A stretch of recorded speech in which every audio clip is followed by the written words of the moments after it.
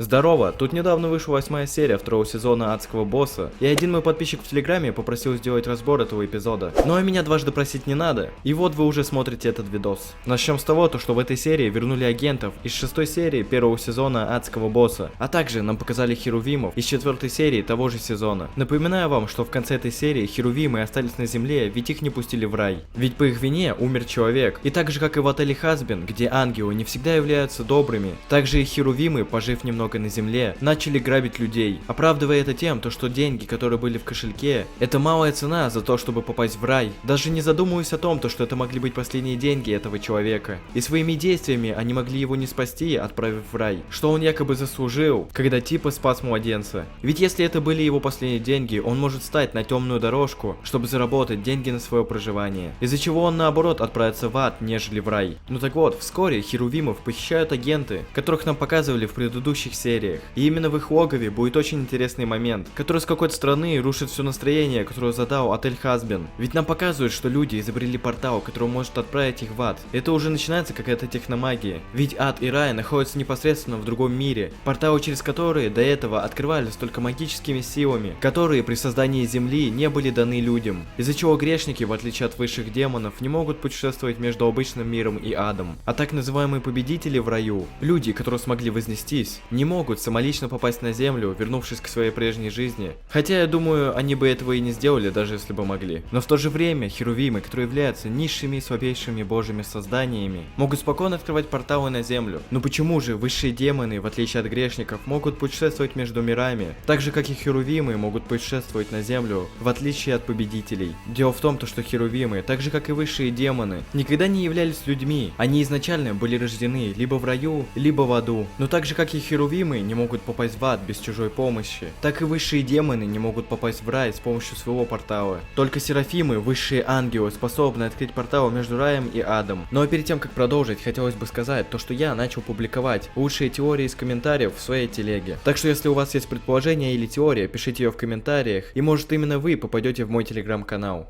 И как я уже говорил, то что агенты при должном спонсировании смогли открыть портал в ад, сильно рушит то настроение, которое задавал отель Хазбин. Ведь что им мешает в таком же случае открыть портал в рай? И долго думая об этом, я выстроил одно предположение. Хоть люди и могут открыть портал в ад, они ни в каком случае не способны в него попасть. Как нам показали из флешбеков одного из агентов, они уже попытались отправить туда людей, но нечто в тот же момент уничтожило их, как только они пересекли границу портала. Думаю, это было не просто адское создание, а защита от людей. Как я уже говорил, при создании мира людям не были даны способности путешествовать между мирами. Только их души могут перемещаться либо в рай, либо в ад после смерти. И я могу предположить, что агенты, поняв то, что люди не могут попасть в ад, решили туда отправить херувимов, которые без проблем смогли туда попасть. Ведь они никогда не являлись людьми, и с самого рождения у них была предрасположенность к тому, чтобы путешествовать между мирами. Ну и как я думаю, грешники, так же как и победители, хоть и могут путешествовать из рая в ад, но не могут попасть обратно на землю. И пока что у нас выстраивается